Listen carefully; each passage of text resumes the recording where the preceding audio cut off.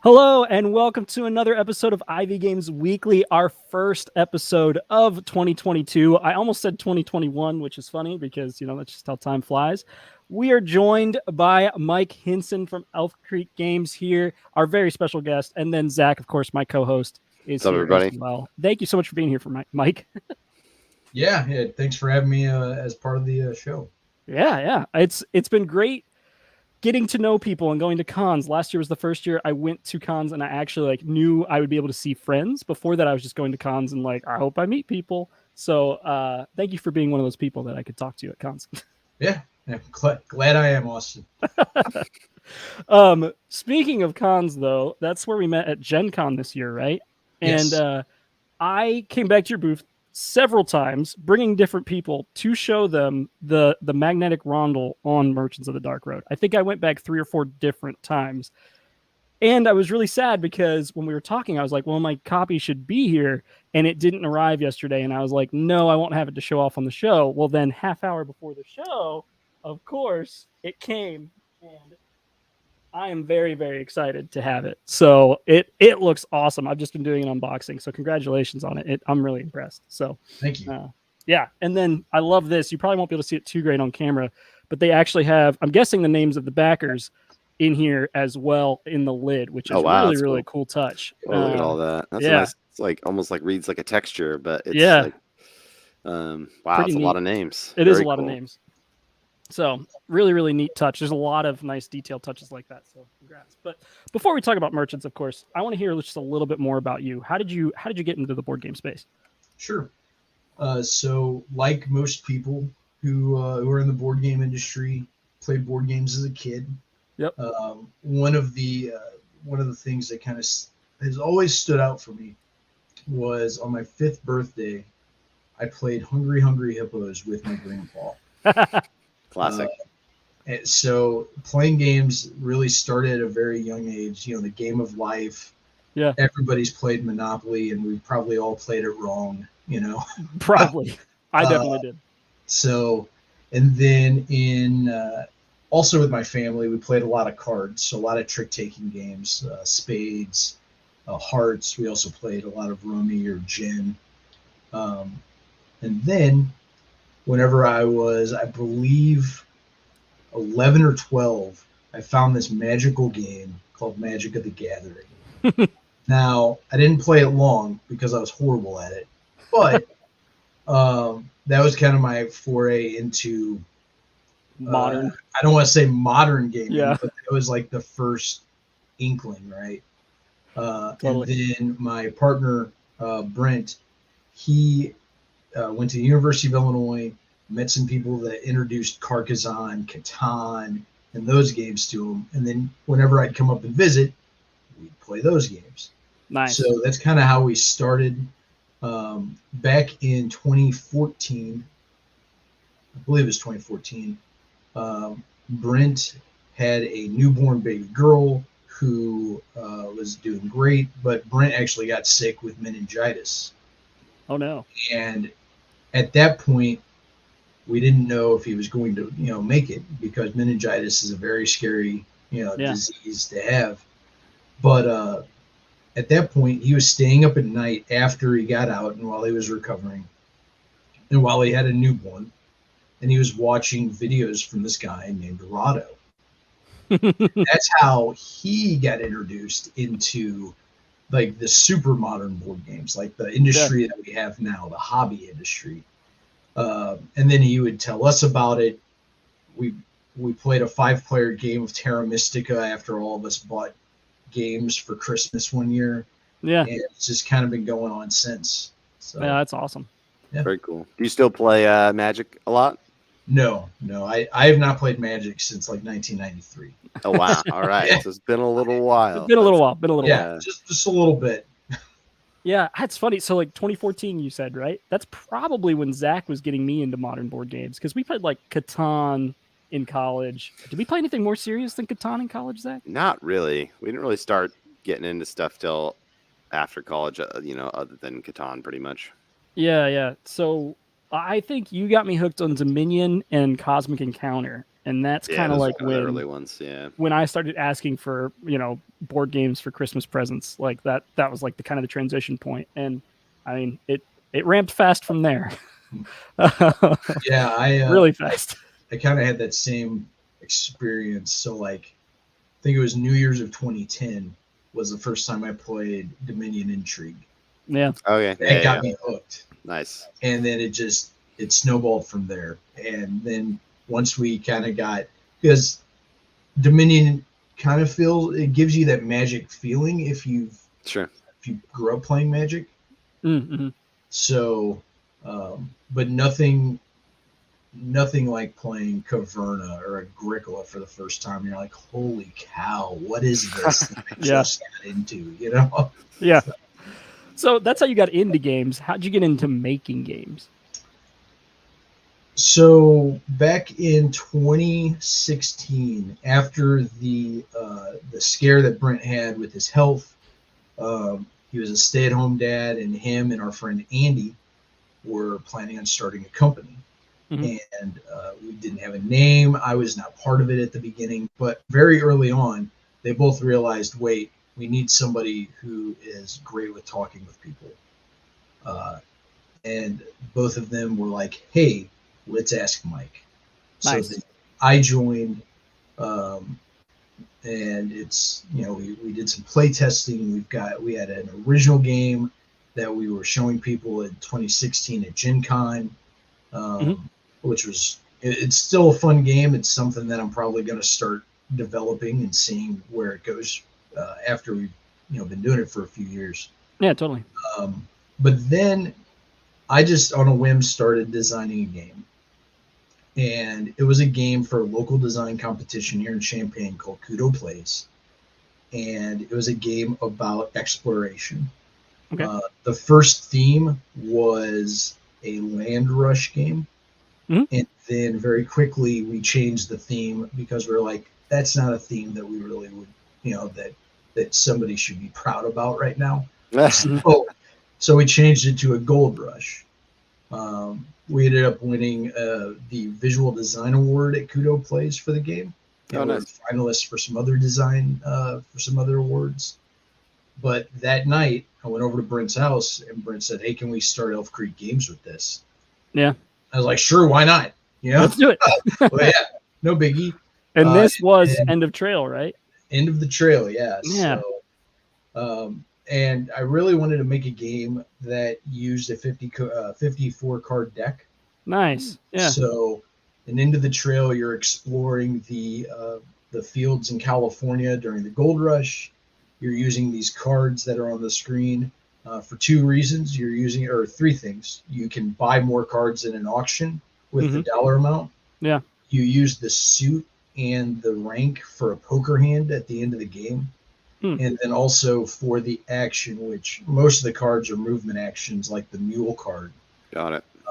Which just allows you to look at tiles in secret, and then there's a gold value on the back of the tile. Oh, cool. That's cool. Whoever has the most gold wins. It's a 3-round game, so you're only claiming 3 tiles. But yeah, it's a great experience. We learned a lot through it. And really, that was where it started, was with Into the Trail. Yeah, what were some of the big takeaways from that first game? You said you learned a lot. So one of the biggest takeaways is you can't really predict the weather. And what I mean by that is the person who does our videos, or Kickstarter preview videos, lives in Tampa. And this was the first game, so it was the first time that we worked with them. And a hurricane rolled through Tampa 2 weeks before our campaign, or it was a week before the campaign was supposed to launch. And we basically told Bryce, look, Bryce, don't worry about it. We can push it back a couple weeks, right? We can push it back. It's no issues. And the next day, he's driving around Tampa trying to find a Panera with internet access so he can work on our video. Yeah. So you can't really predict anything like that. Another thing is it feels like you can always develop more. Like there's things that you'll learn pretty much about any design that you can adjust or you can change. That's something that a designer or just a company at first, you might not think about that. You might think, oh, this is the greatest game ever. And then you realize, wait a second, we could have done this, and this different. Yeah. So that's something to kind of think about. And also thinking about, you're not just making a game, you're making a product. Yeah. So kind of the fact that the development side of things changes that whole game to a product. And whenever you've just designed this game and it's the first game for your company, you don't really realize that. Yeah, totally. Until you're in it, you're like, oh, okay, well, we've got a month. Let's, before we launch, let's, hit the road and get the game in front of as many people as possible. Yeah. Yeah, the whole product launch thing, it's so different than, a digital product or a video game or something like that. And it's just like, it's a lot harder to get it in people's hands to test and to get the word out there. And then also it's just a lot harder to produce from a actually producing it in China standpoint. And I remember when Zach and Sam asked me if I wanted to be a part of a board game division for their company, and I was like, yeah, that sounds great. And I was like, I'm just going to get to make board games. Didn't really think about, international logistics or international production or any of that stuff. So yeah, it'd be nice if all we did was make the board games. Yeah, I know, right? That's the fun part. Right. Oh goodness. Oh man. But yeah, that's a great way to get into it. I mean, I've definitely seen on Kickstarter, especially in the last year, more companies that are kind of starting after winning some kind of design award at a conference. So it's cool to kind of hear that you guys had a similar start where you won a competition and were like, oh, okay, let's do this thing. And that's really neat. That's really cool to hear. Maybe we should have done it with Moonrakers, Zach. We didn't really try that. Yeah, we haven't really done any of that. Like, we haven't really entered any kind of thing like that in the past. But maybe we should. Yeah, I don't know. Maybe we should. That's funny. Cool. Well, that's really, really great. I am most excited about Merchants of the Dark Road out of all your games. I own Honey Buzz. I'm very, very excited to play this, though. I just got it, like I said earlier today. And I love this kind of theme of you being merchant games. That's like something very near and dear to my heart. I love the little inventory system on these awesome carts. I'm super excited about this to play it. But the production quality is off the charts. And that's something that our company really cares about too, and something that we've just talked about every time we hang out at a con. And in fact, that's even why we got introduced. Our manufacturer, Panda, was like, you have to see what these guys are doing. And so we came over and hung out. And you showed me the multicolored coins and the rondel that's in a triple layer board, so the magnet's completely hidden and you can't see it. And it's just like this awesome experience. And I mean, I just got to unbox it and had the awesome experience of unboxing it. And so can you tell me a little bit about your kind of company ethos and approach to the component choices? Sure. So kind of our company approach is twofold. We want to make beautiful games that have beautiful table presence. But we also want to make beautiful games mechanically as well. Mm-hmm. So, we want to at least have a few things that stand out in the retail box. And then, of course, with the deluxe components, you can kind of just go all out, right? Yeah.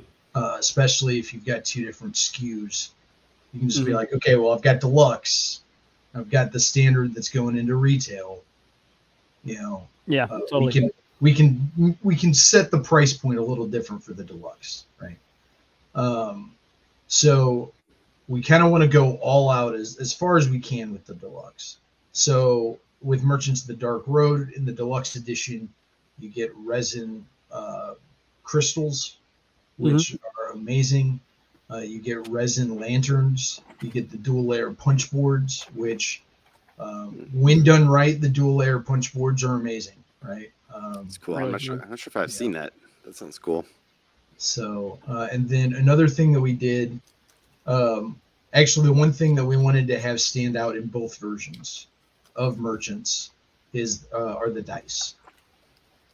We wanted to make sure that the dice have to be pretty cool. They have to, we used a swirl dice, a swirl process in the dice. There are 2 colored dice, the orange and blue, which represent the night die, and the illuminated die.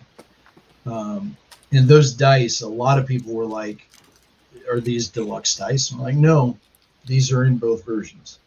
You won't be able to really see it well on camera, but yeah, but you can at least from where you're holding it, Austin, you can kind of see the swirl effect that was. Oh yeah. So that's cool. They're really nice. Another thing we lantern. Yes, that's pretty awesome. Lanterns. Yes.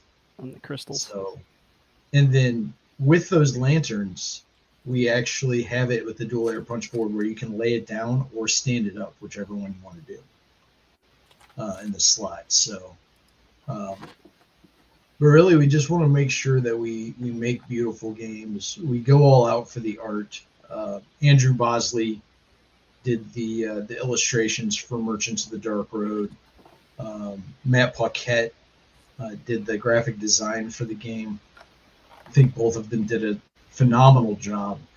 And then the other artists that we've worked with, Vincent Dutray for Atlantis Rising, and Hyde-Seek for Honey Buzz. We aren't afraid to put our money into the aesthetics of art because we understand how important art is. Because you're not just creating a game, you're creating a product and you're creating an experience. And anything that makes that experience better for the customer or the backer or friends or whoever just makes the game that much better. Yeah. Yeah, it's the art stuff's interesting. It's like you can spend so much money there, but it is actually like the one thing that truly is only a one-time expense. Like it's like Right. We decide to put like metal minis in this game or something like that. Like you're paying for that every single time you put that on a box, but it's like I feel like we feel totally the same way. It's just we spent so much money on our art and so much time on our art, but that's gonna like even on the cheapest version of the game, that's gonna show up. Yep, it's so worth it. Yeah, it's definitely something that when you're when you're on the front of the project, you're like, oh my gosh, like I hope this does well because we're spending so much on art, and it's like a risk, right? Like the rest of it's per unit. It's like if we make 10,000 copies or 5,000 copies, we can at least scale that cost. But art, it's all up front, and it's scary, but when you invest in it, it can really pay off. Because when people are looking at Kickstarter, right, it's like, how do they know your game is good? External verification, and what does it look like? Yep. Like that's the two things that people go off of when they're looking at your page. And so, I mean, it really is just such an important part. But yeah. So you mentioned something that I really wanted to talk about more, and it's selfish reasons, of course, Mike, because we're working on a project right now that has a very standard version of it, and then we'll have a very deluxe version on Kickstarter as well. Is that been like a challenge of like designing two things, or is it like you're ever like, oh my gosh, we should just do it all one way to save money? Because sorry, I'm making this a very long question, but on Moonrakers, we included those metal coins with every single game. Couldn't buy it any other way because we brought the per unit cost way down by making 20,000 sets of metal coins instead of 5,000 sets of metal coins. And so, yeah, I'd just love to hear more about the process, if you can share Sure. when we're deciding what's in each version. Yes. So the process is kind of twofold, right? You want your price point for your retail version to be low enough that distributors and retailers are willing to take a chance with it. And really, that's kind of the driving force behind having the two versions. The second thing that really comes up, especially with us, is for localization.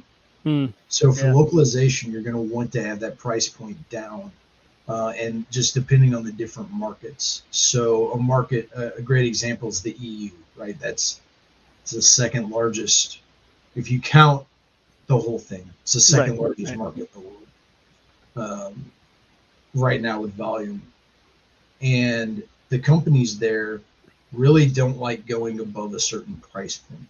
So we have tried to make sure that our retail versions hit that price point to where the localization partners are willing to take that chance, right? Right.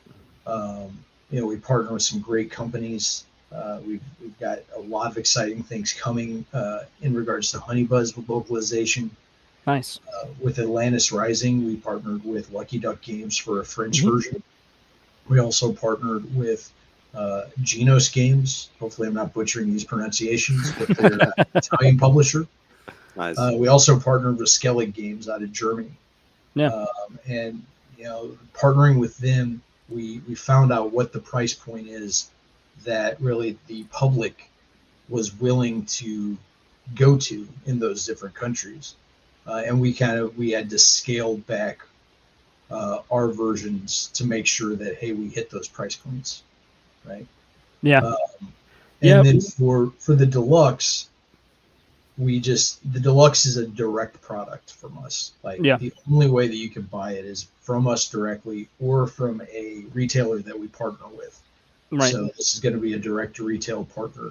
And that also allows you to kind of, I don't want to say break the distributor model of like a 5X cost for production, but it allows you to go a little different with it because you cut out the middleman. Right. Right. Which is, that's why we're able to offer the price at where we're at, right? Yep.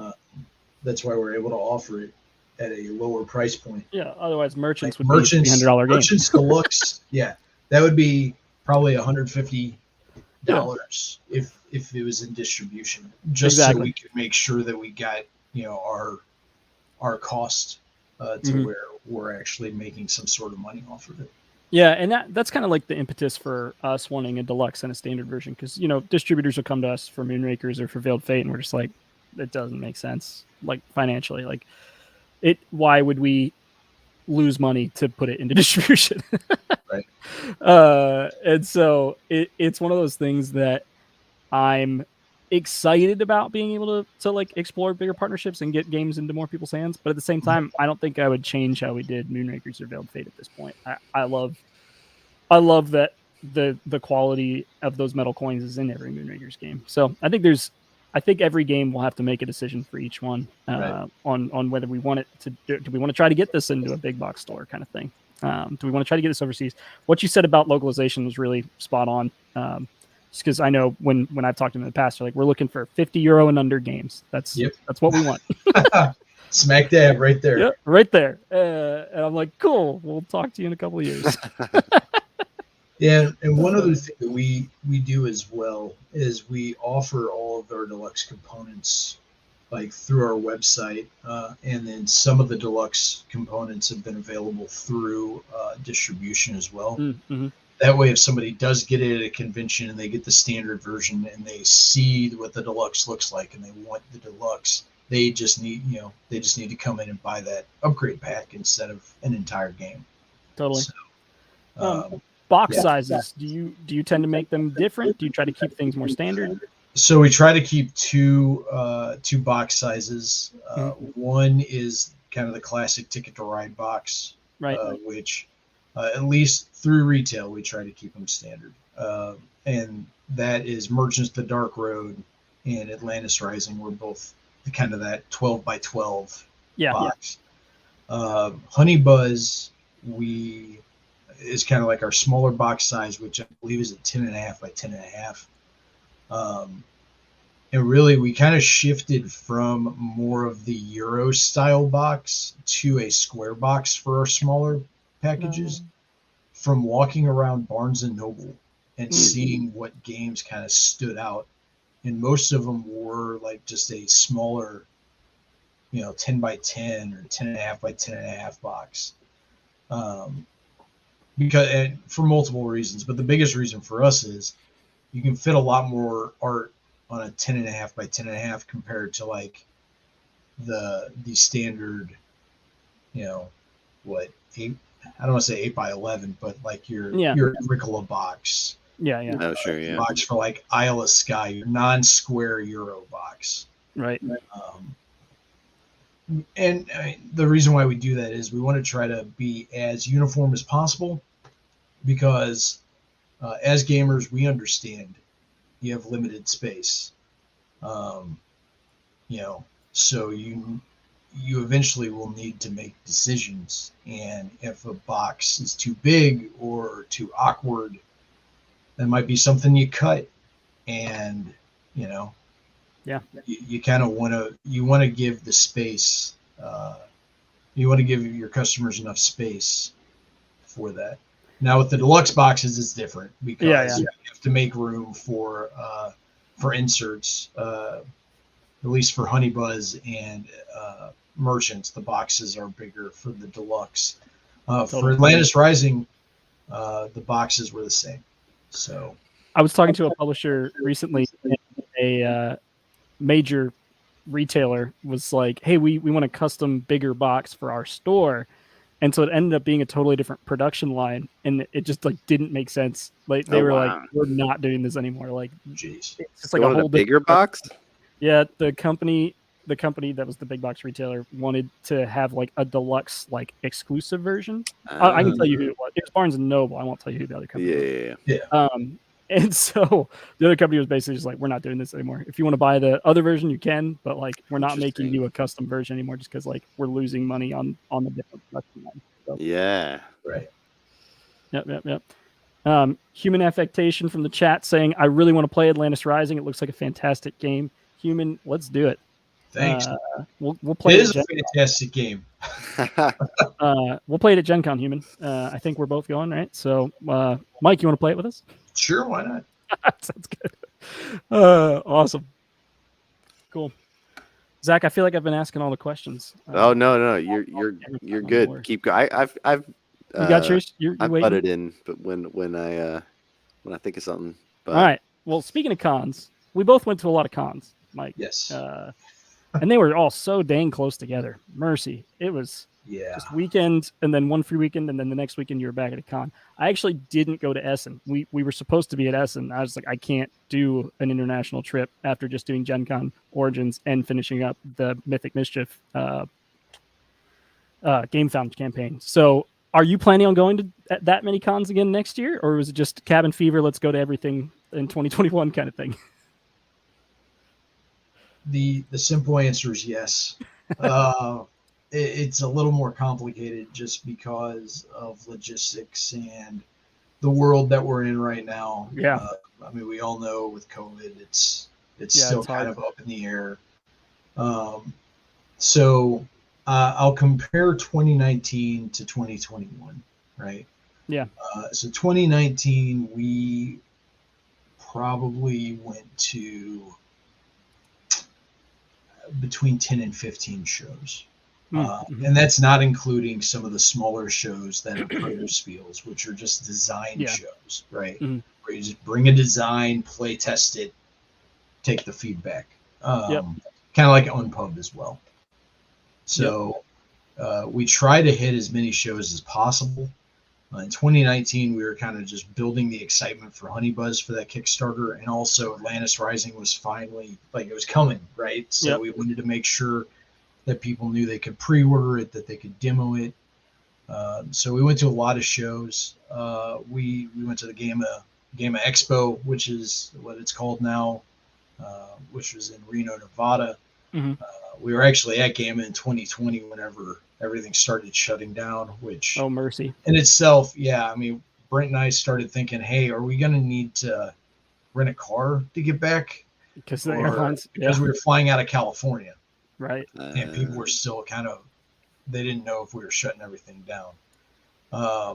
But like we hit Origins, which is a great show. If you're a smaller publisher and you want to get noticed, Origins has a package deal to where you get a 10x10 booth for like half price. And we did that in 2017.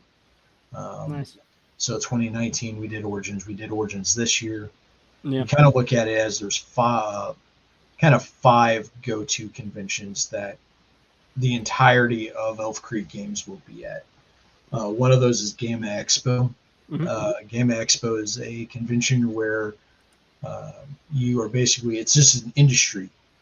Industry get-together is the best way for me to put it. It feels like for a week you're just talking to your friends in the industry. Nice. and this is where you're going to be able to talk to different retailers because of the retailer-based show, right? Your sales are going to be building the relationship with retailers and distributors instead of kind of the business-to-consumer approach. It's very much a B2B show. And then we have Origins, which is in June. Origins is super close to us. Not as close as GenCon. GenCon is only a 2-hour drive from us. That's nice. But Origins is only about 5.5 hours, So it wasn't too bad for us either, just driving up from Nashville to Columbus and Indy. Yeah. Those two aren't bad. We'll drive to those every year, I think. And then, of course, GenCon. You have to, if you're a publisher and you have product, you got to be at GenCon. Yep.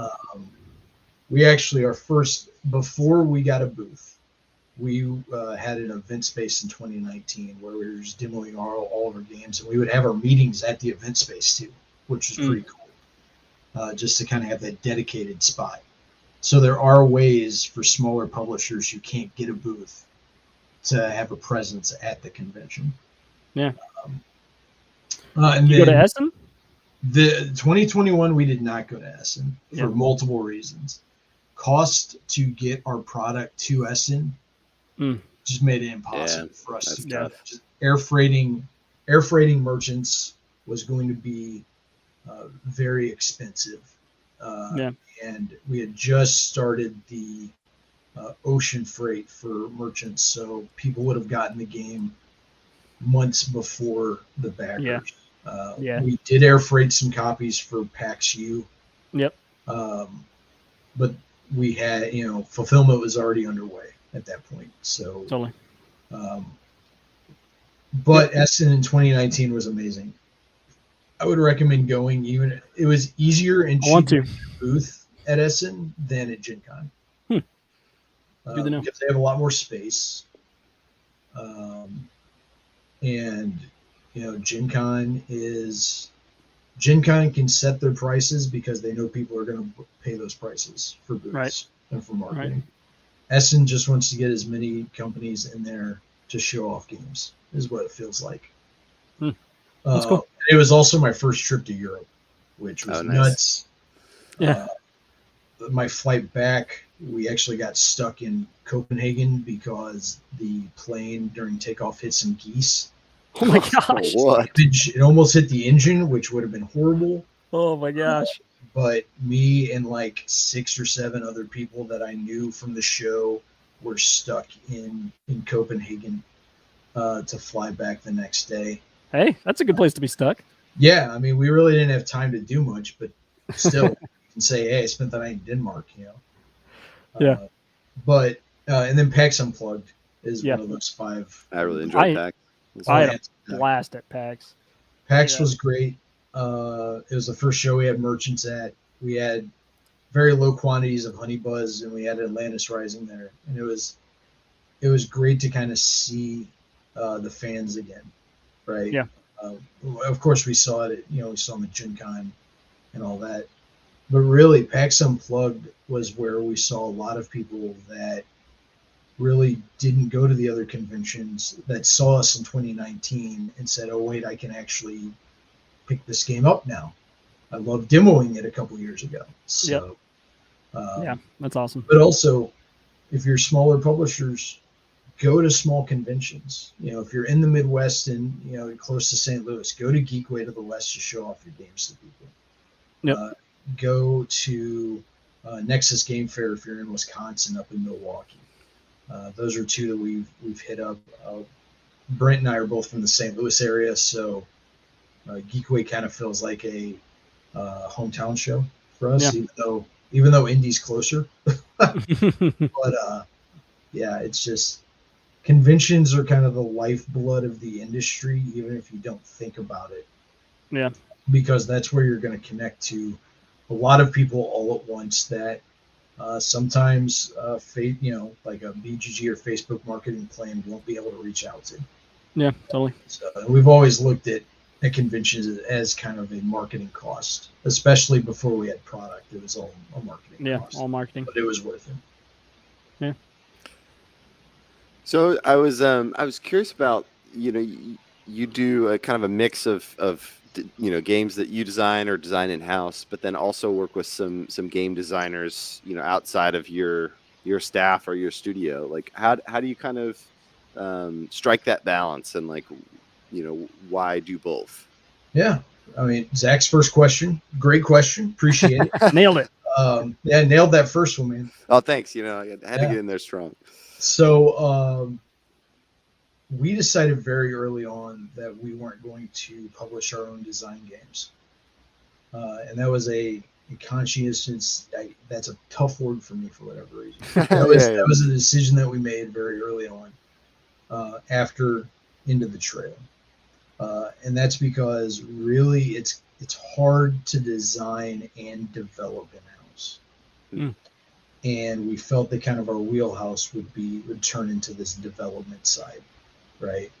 Yeah. The whole turning a game into a product, and that's why we made the decision to not design or to not publish our own games. Yeah. Now, Galen, the designer of Atlantis Rising, actually was the one that suggested having Brent as a co-designer for Atlantis Rising, just because of how much work, how much work he put into it and the team put into it, for making that second edition. We changed over half the game from the original design that came out in 2012.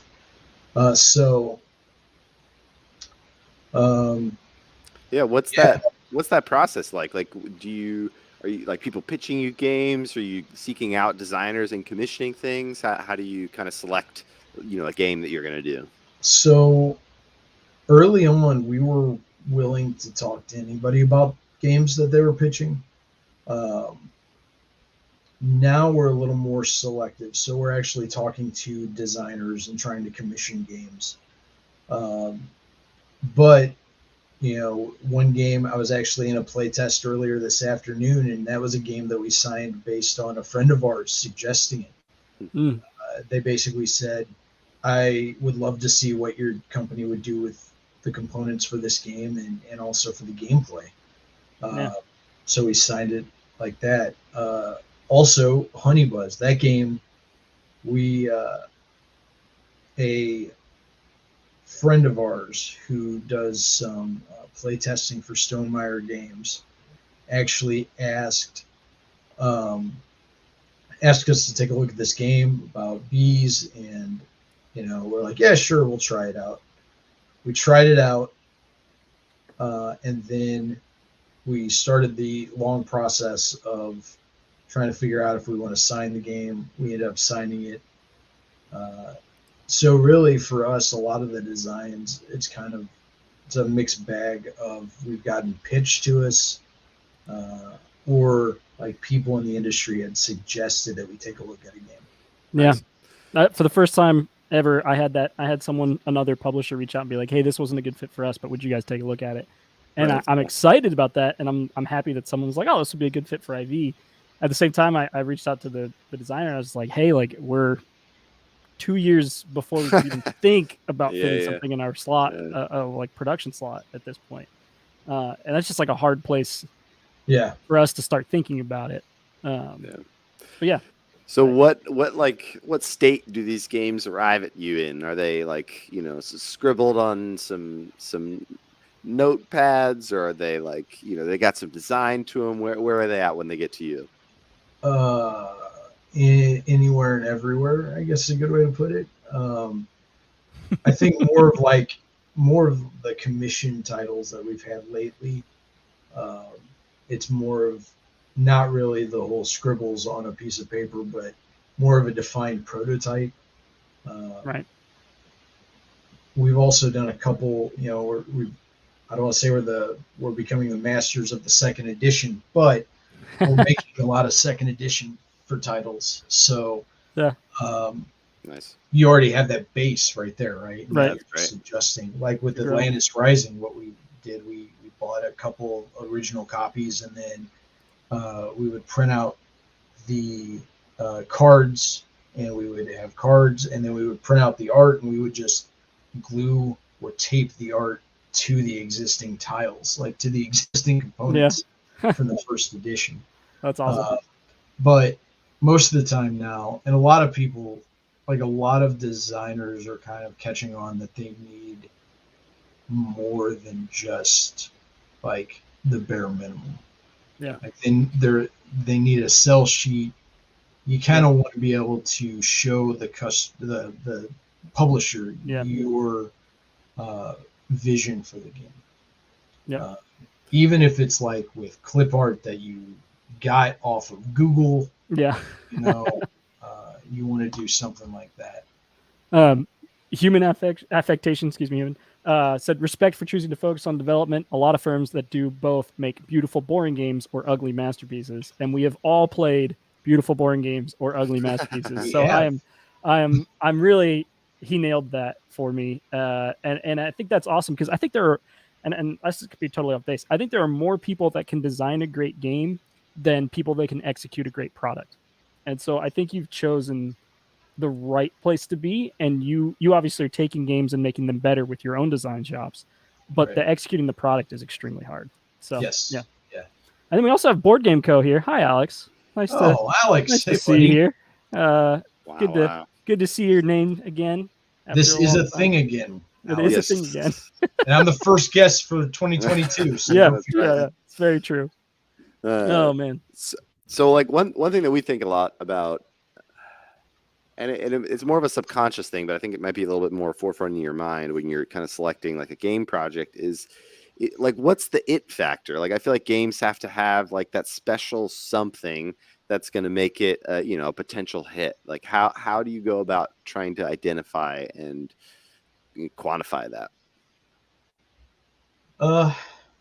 For us, I think the first thing that we look for is kind of the table presence, right? Like, now there might be some a hook with mechanics, but kind of table presence is huge.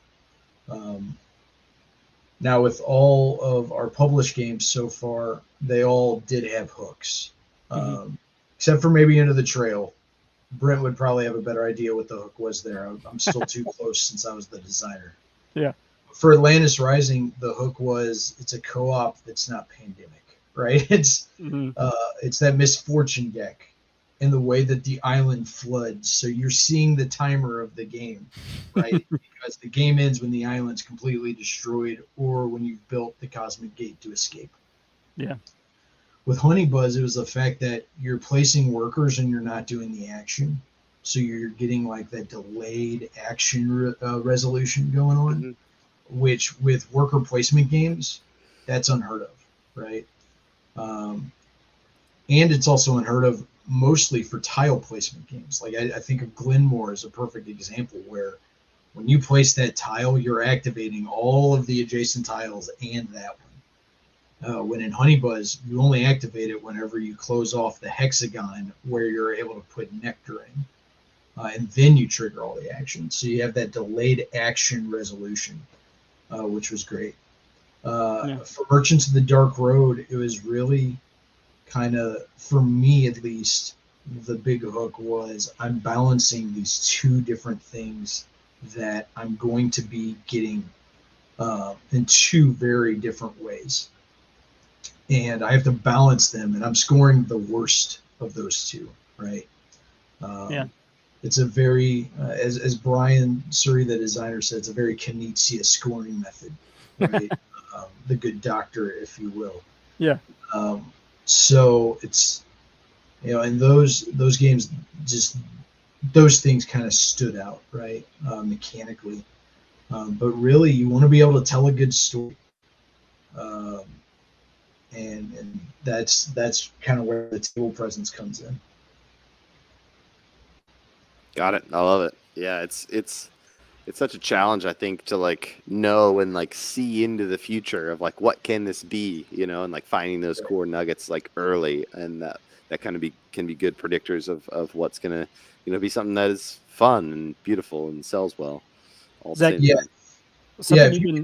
If you can find that from before you sign the game, like if you can envision that, it just makes your job even easier, right? Because at that point you're like, okay, well now I just have to execute it. Yeah. And sometimes it's hard, but yeah, oh yeah. Yeah. Zach, you were telling me that we need to come up with I think it was called a logline. Is that the right term for it? Yeah. Or- I do a bit of screenwriting as well. We also run like an animation side, and so I've like, I've read a screenplay book or two, and like trying to think about lately, just like for new games that we take on, it's just like, what's that one sentence that's gonna like pull someone in to like understand what this is, understand like what the feeling and the story and like why it's different in one sentence. Because really that's like, I don't know, people need to be able to pass around this like, what is it, like just like what is it, what's this game? And it's like, and if you can't kind of concisely say it in a sentence and get someone, someone's interest piqued, I think you might have a problem, So we're trying to think about that more as we, develop our games. Yeah. So kind of piggybacking off of that, Zach, it's not with screenplay writing, but with marketing, Donald Miller with his storyboard method. Mm-hmm. Yeah. Where you really want to kind of pick up what's the thing that you're trying to convince people to do, who's the hero, who are you telling the story to? That just kind of popped into my head, especially whenever you said screenplay. I'm like, ooh, okay. Yeah, I'm a big Donald fan, so I'm happy to hear you bring his name up. Yeah, he lives in Nashville, so you got to come visit all of us. Ah, see, there you go. There you go. Oh man, he just came out with a new book too. I don't remember. It was like literally last week. So oh wow. I can't remember what it is. I wish I did. This is a useless thing to bring up. But yeah, cool. That's a great. Is that kind of how you guys run your marketing through the story? Not really. No. We work with an outside marketing firm, Off Duty Ninja. Yeah. And I do have friends in the marketing field where they do the storybook method or the storyboard method. Storyboard, so, yeah. So that's kind of before we brought on. I was contemplating it before we brought on like a third-party marketing team. Nice. But hey, if you can afford it, bring on a third-party marketing team. It will make your life so much easier. Yeah, definitely. Not joking. Yeah, we're in this weird space of being an animation studio on the other side of the company that does a lot of our own marketing. So we're blessed to have that in-house, and maybe also cursed to have that in-house. I'm not sure what you would say about that. What do you think, Zach? Oh no, it's great. I enjoy both sides, but I also have spent way more time in my life advertising for people than I have making games. So there you go. You got to work on that, Zach. Got to make more games. Yeah, exactly. Yeah. Oh man, we're trying to. Just doing one a year in expansion is hard enough. We're going to try to push that to 2 a year in expansion. We'll see if we can handle that.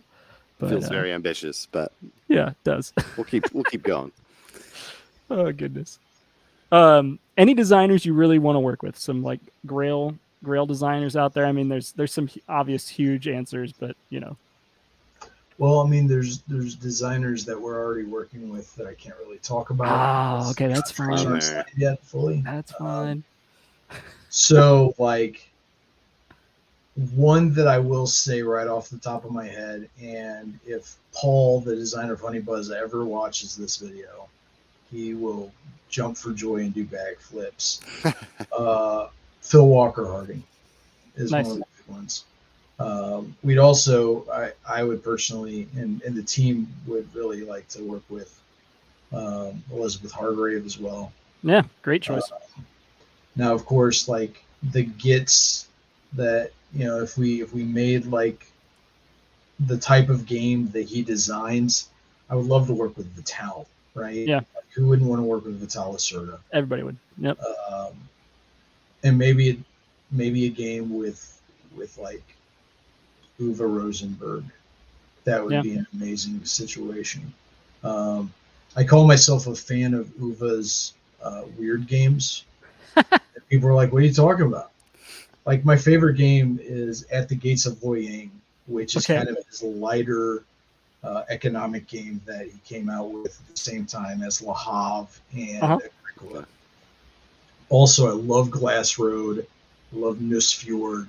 So kind of those non-traditional games that have a little bit of worker placement, but not a lot. Yeah. So like whenever he gets away from his core mechanism, that he's one of the core mechanisms he's known for. I really have dug those games. Yeah, that's awesome. I cannot believe we've already been talking for 50 minutes. Doesn't feel like it, man. That went by very fast.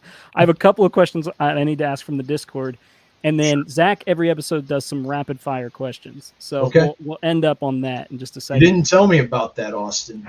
Yeah, well, I got to prepare myself. It's always a surprise. So and I gotta make them a little shorter, so I won't be able to do all of these questions. But Queenie says, I want all of their games, which is not a question, but I thought I'd put it in here from the Discord. I love it. I want you to have all of our games too. Ruan says, what is the most difficult part of bringing a board game to life? And that's a big question. It is a big question. A short answer for that. But. I'm not going to say logistics. Even though it is. Yeah. I would say really, for me, it's the art direction side. So like I'm not the creative director of the company. I'm more of let's make sure the mechanisms work, and then I'm going to work on fulfillment and logistics and those parts of it. So I would say really kind of the world building would be the hardest thing, and also that's kind of the most expensive part because that's where the art comes in, right? So I would say that is.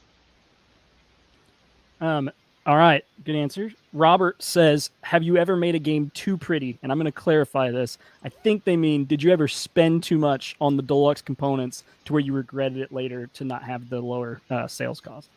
No. Nice answer. No. Very glad. Yeah, because I'm in the same boat. You're right. Yeah.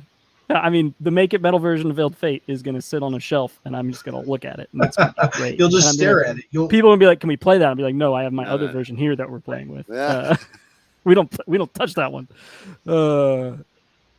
Human from Discord also says, as someone who works in logistics, the most difficult part of any project is logistics. Period, which is 100% true. Cool, Zach. I'm going to let you jump straight into rapid fire questions because I want these questions more than the questions from the rest of Discord. Sorry from the Discord if you didn't get your question. Wow. I mean, we touched on a lot of those things. I'm looking at it, I'm like, we covered all this. Yeah. All right, I'm ready, Zach. All right. First up. Loosened up. Meeples or minis? Meeples. All right. Euro or Ameritrash? Euro. All right. Resource management or worker placement? Resource management. Oh, all right. Your most recent game to the table that is not one of your own or that you're playtesting? Oh, geez, what was it? Spirits of the Forest. I played solo a couple days ago. Oh, nice. That's cool.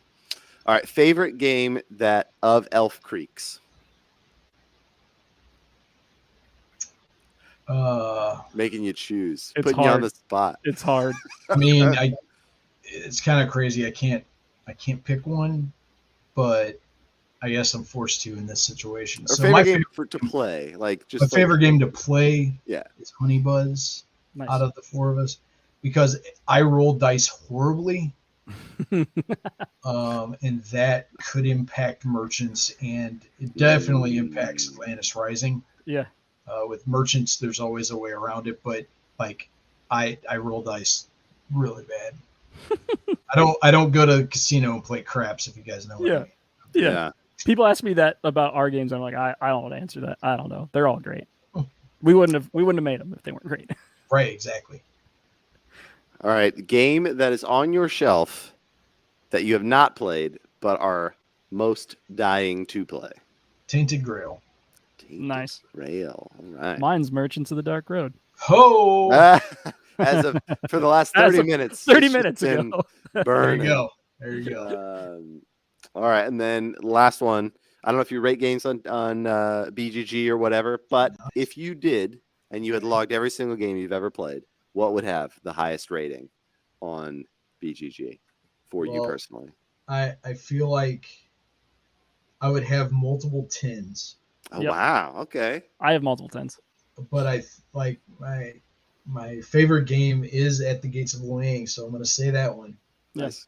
Followed up very closely by Pandemic Season 1, Pandemic Legacy Great. Season 1, Great. just because of the storytelling, the narrative is awesome in that game. Yep. And Concordia. If I wasn't such a quarterback player, I would love Pandemic more than I do. But I just hate who I am while playing Pandemic, so I've chosen to there play you it go. less. Then, hey, you should play Atlantis Rising because All right. we tried to fix All the right. quarterback. We're already planning on it at GenCon this year. Yeah, right. Great. We got it Yeah. scheduled. We've already got it scheduled. It's perfect. There it is. It's in the man. calendar. Yeah. Mike, thank you so much for coming on the show. It's been great getting to know you a little bit better at the cons. Great getting to know you better today. Looking forward to hanging out and getting a meal later this year and playing, of course, Atlantis Rising. So, thank you so much for coming on the show. Yeah, thanks for being You're here. welcome. Thanks, guys, and hopefully you guys come out to Reno so we can kind of start with Game Expo and get the ball rolling. Yeah. I think I might try to be there. It kind of depends. We have a local con, maybe that same weekend here. I got to look at the dates, but I'm hoping to be there. Well, So. The good thing about GAMA, it's a Monday through Friday show. That's true. Monday through Thursday. So I forgot about that. I'm coming during the week. It's perfect. Nice. Awesome. That's great. cool. All right. Thanks so much, Mike. Thank you all for watching, and we will be back next week with another episode of Ivy Games Weekly. See you then. See you guys.